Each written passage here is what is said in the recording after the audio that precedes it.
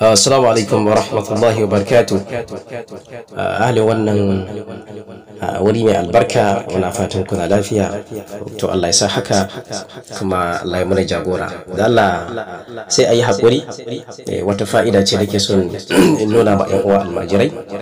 Insha Allah ta'ala, kuma gaskiya bai kamata a ce almajiri yana zama haka ba, bai da wata hikima da yake ma mutanensa idan suna zuwa wurinsa.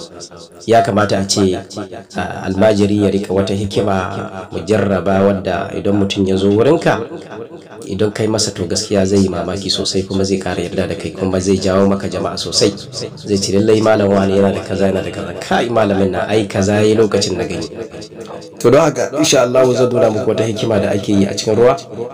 Hikimomi guda biyu. Hikima ta farko ita ce hikima ta alkalami, yadda zai tsaya a cikin ruwa.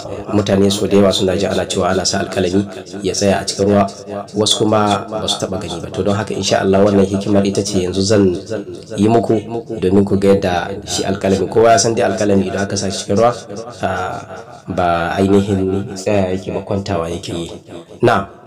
Kamar da yadda kowa ya sani, idan aka ɗauki alkalami haka aka ce a sa cikin ruwa, kowa ya san ba ainihin kamar tsayawa yake ba, kwantawa zai haka kamar yadda kowa yake gani. Idan muka ce mu sa wannan a cikin ruwa, kun ga ya kwanta kenan. To yanzu bismillahi, a ce wani ya zo wurin ka, kana so ka ce masa wani abu a cikin lamarinsa, sai ka ce ya fara wanke hannunsa.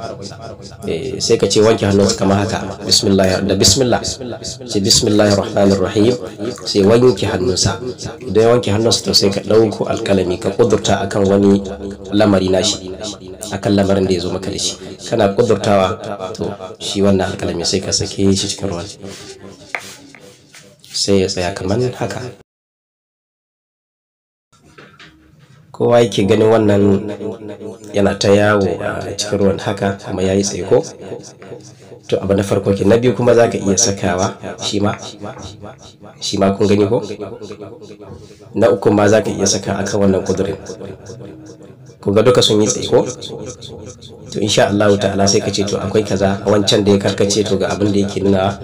Wannan kuma bangaren shi ma da ya karkace ya kwanta haka, akwai abin da yake nufi. Wancan kuma akwai abin da yake nufi. Amma fa wannan fa cikin hikima ce, insha Allah ta'ala. To muna fatan Allah ya muna muwafaka, Allah ya muna jagora. Insha Allah za mu yi bayanin yadda ake wannan hikima din.